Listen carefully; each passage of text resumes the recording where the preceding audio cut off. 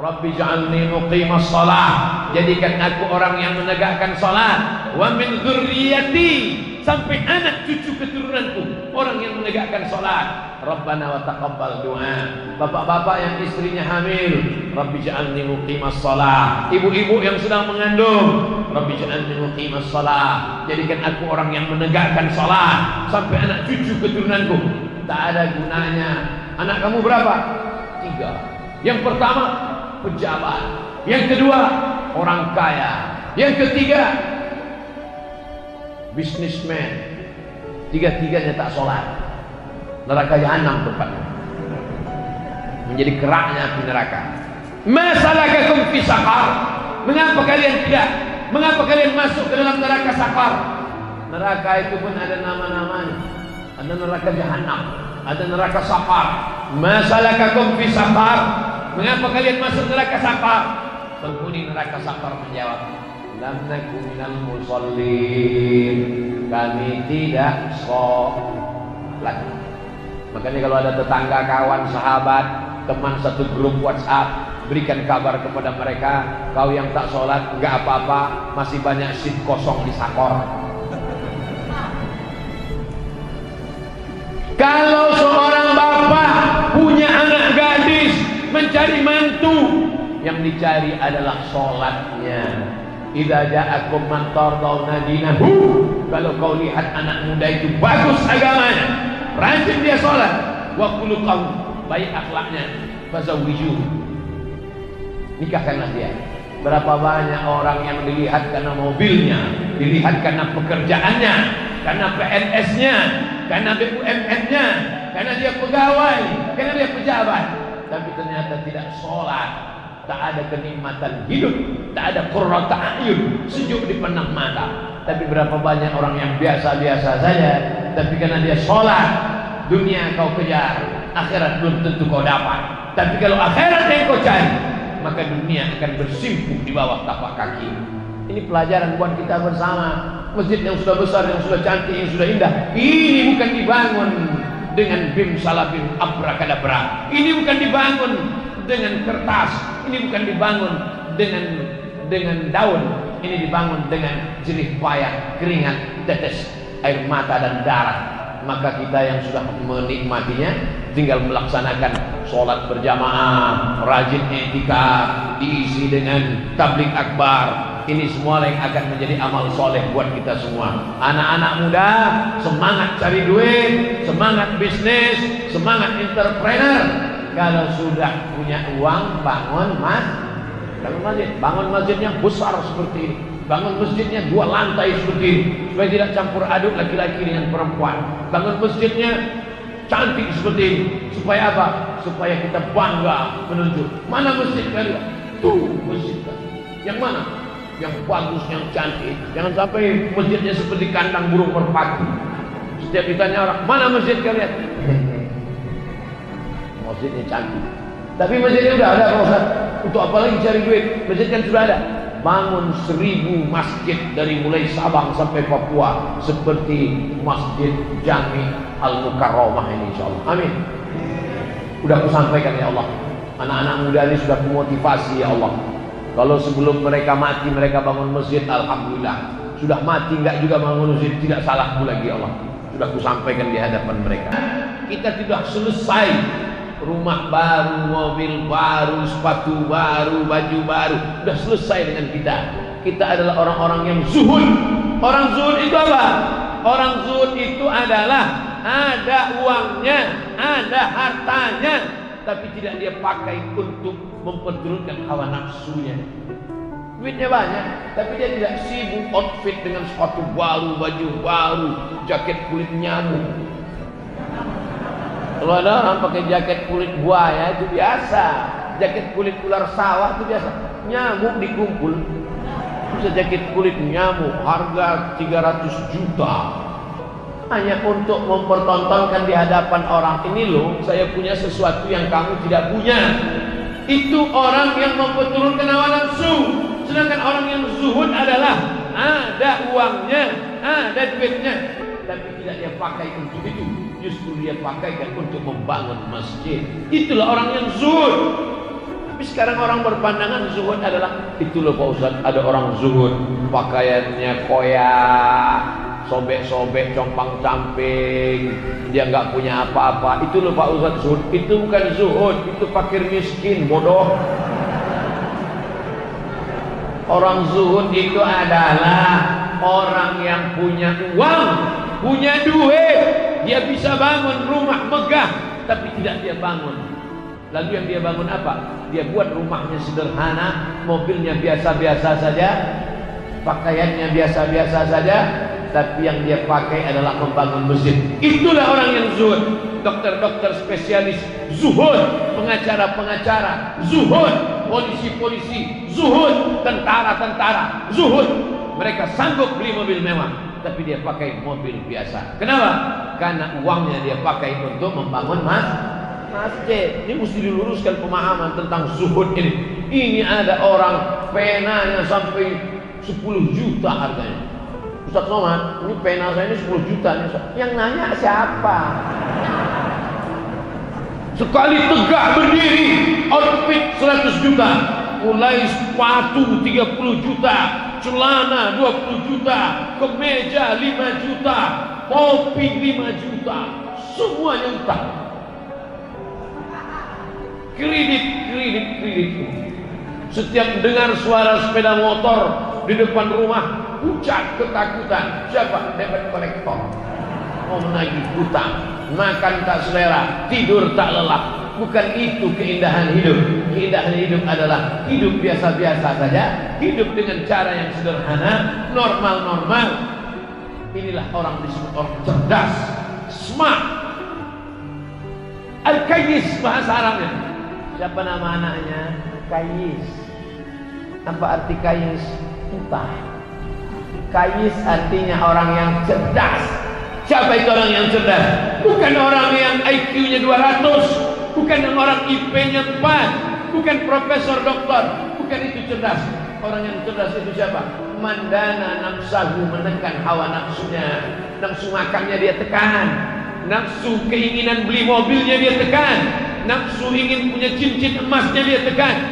Wa amila lima ba'dal maut, yang dia pentingkan adalah beramal untuk setelah matinya.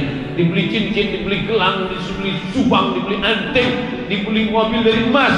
Kalau kau mati tinggal, tapi kalau kau bangunkan ke masjid, ini nilai akan kekal abadi sampai hari kiamat insyaallah. Amin.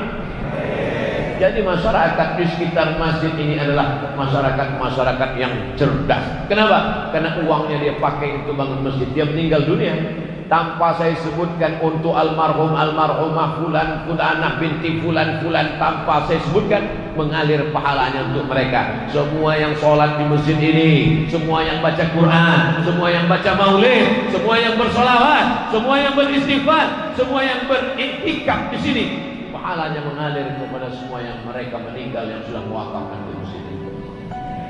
Sekarang kalau mau sedekah untuk masjid ini, mau sedekah apa lagi? Semuanya sudah cukup, semuanya sudah mantap. Mau sedekah mikrofon, sebanyak-banyak mikrofon, 1, 2, ada yang mau dipasang. Dia tidak mau pasang mikrofon yang di telinga tadi. Nanti saya merasa seperti sedang menjadi DJ. Salat subuh berjamaah di Masjid Jami' Al-Mukarramah. Ada namanya masjid, ada namanya Masjid Jami'. Apa beda masjid dengan Masjid Jami'?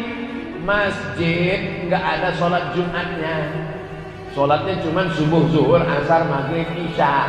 Kalau ada sholat Jumatnya, namanya Masjid Jami'. Di Yaman begitu, di Mesir pun begitu, cuma 2 aja.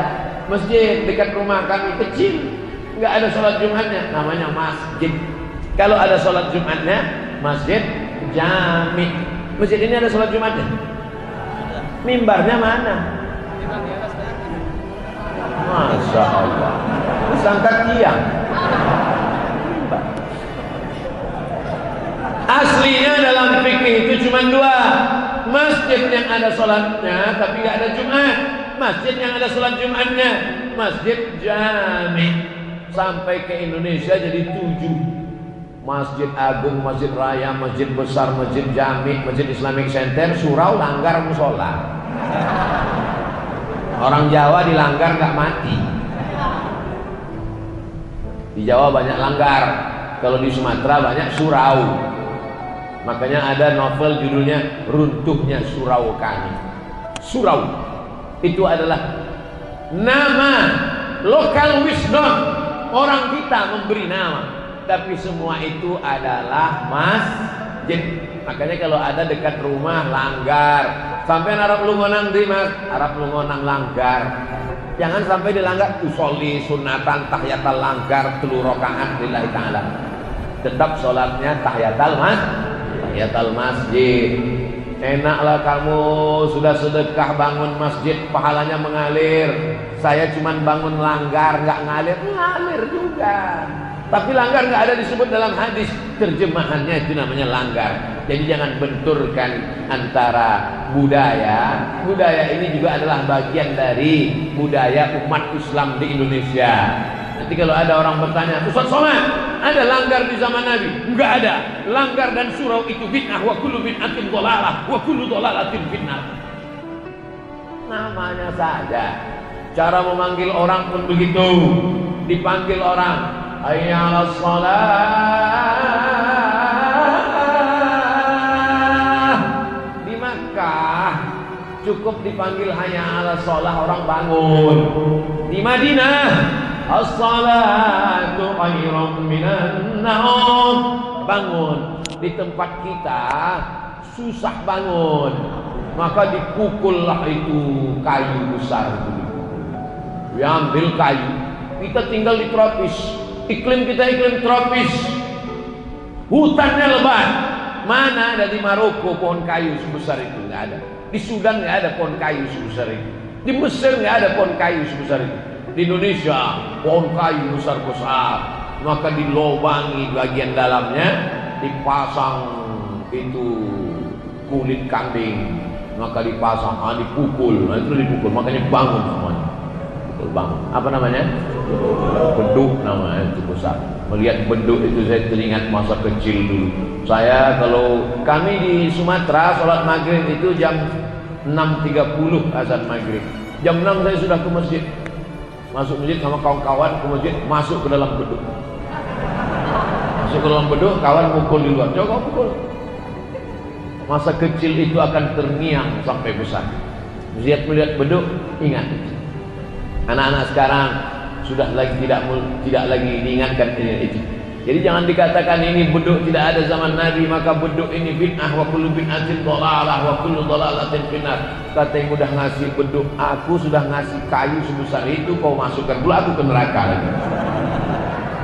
Neraka yang dimuliakan Allah Subhanahu wa taala itu hanya cara membangunkan orang, maka dipukullah dia, terbangunlah. Dan setiap daerah itu ada punya tradisi masing-masing. Ternyata satu kali pukul, saya tidak hafal itu, pukul begini itu manggil untuk sholat, pukul begini itu manggil untuk rapat, pukul begini itu manggil untuk makan bersama, pukul begini itu tanda ada orang nikah.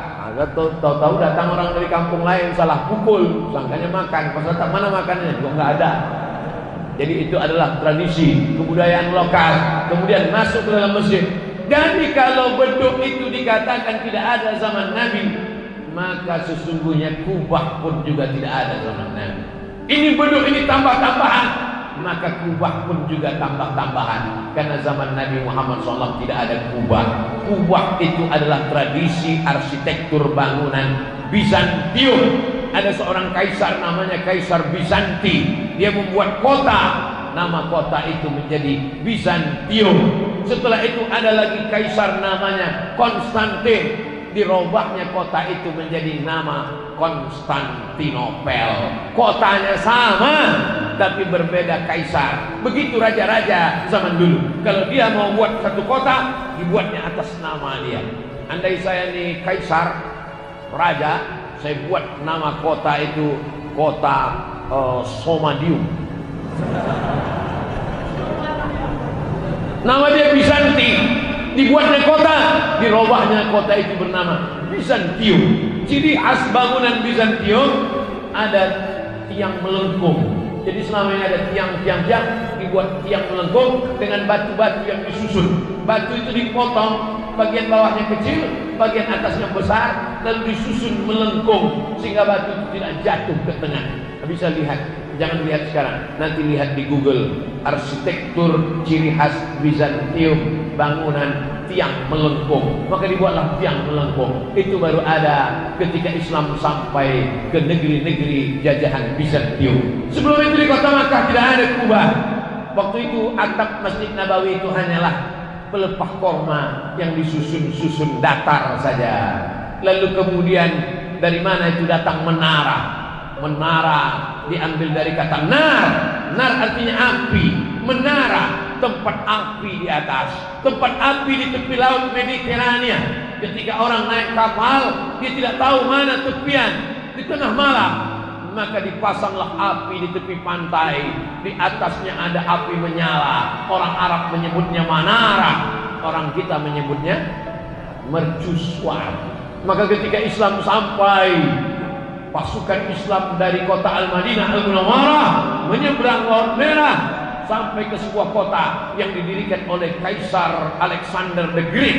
Kota itu bernama Alexandria. Alexandria adalah kota 200 km dari Kairo. Di sana ada sebuah mercusuar. Mereka buang apinya. Dibuang apinya, naiklah muazzin ke atas. Dia azan dari atas. Allahu Akbar, Allahu Akbar. Suara lebih kuat, kena lebih tinggi. Itulah asal muasal ma'zanah, tempat azan. Bilal tidak pernah azan di atas menara. Karena zaman Nabi tak ada menara. Bilal azan di atas satah, di atas atap rumah orang di kota Al-Madinah Al-Munawwarah. Jadi bangunan-bangunan ini adalah tambahan setelah Nabi Muhammad SAW meninggal. Kubah bukan diajarkan Nabi. Menara bukan dibuat Nabi. Tapi sekarang kalau sudah masjid, seolah-olah menara dengan kubah adalah rukun masjid. Ini menunjukkan Islam boleh mengambil arsitektur bangunan. Maka kita lihat di Bandung ada masjid dengan arsitektur saudara kita dari Tionghoa, Masjid Chengho, ada di Semarang. Lalu kemudian di Makassar saya pernah ceramah di masjid Cina. Ini boleh mengambil. Ini kenapa? Karena Islam tidak mengarangkan bangunan arsitektur selama tidak mengambil akidahnya, selama tidak mengambil keyakinannya. Yang diambil hanya bangunannya. Yang selama bagus-bagus tidak salah. Apa bagusnya kubah? Maka dengan arsitektur melengkung kubah, di tengah tidak ada tiang. Apa bagusnya menara? Dengan adanya menara, maka muazzin lebih leluasa, suaranya lebih sampai ke telinga jamaah. Zaman dulu muazzin itu naik ke atas. Zaman sekarang muazzinnya di bawah, suaranya yang ke atas.